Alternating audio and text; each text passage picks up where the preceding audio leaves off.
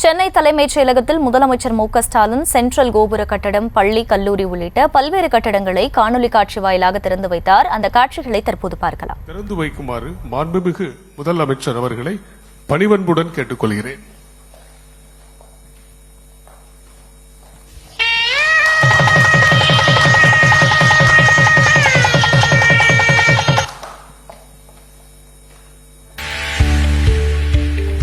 கூடுதல் விவரங்களை செய்தியாளர் பாரி கார்த்திக் வழங்க கேட்கலாம். பாரி கார்த்திக், வணக்கம். இன்றைய நிகழ்வில் முதல்வர் திறந்து வைத்த இந்த கட்டடங்களின் விவரங்கள் என்ன? வணக்கம். தமிழ்நாடு முதலமைச்சர் திரு மு.க.ஸ்டாலின் அவர்கள் தற்போது தலைமைச் செயலகத்தில் சென்னை சென்ட்ரல் பகுதியில் உள்ள மத்திய சதுக்க வளாகத்தில் சென்னை மெட்ரோ சொத்து மேலாண்மை நிறுவனத்தின் சார்பில் 4 அடித்தளங்கள், அதே போல தரைத்தளம் மற்றும் 27 அடுக்குமாடியுடன் கூடிய 350 கோடி ரூபாய் மதிப்பீட்டில் அமைக்கப்பட உள்ள சென்ட்ரல் கோபுர கட்டிடத்திற்கு தற்போது காணொலி காட்சியின் வாயிலாக அடிக்கல் நாட்டி வருகிறார்.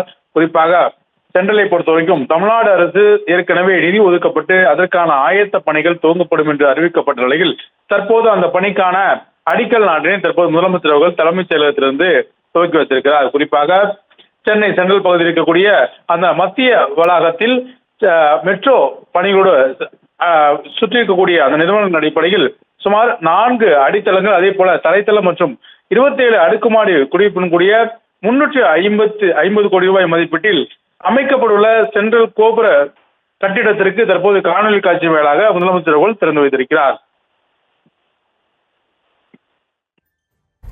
விவரங்களுக்கு நன்றி பாரி கார்த்திக்.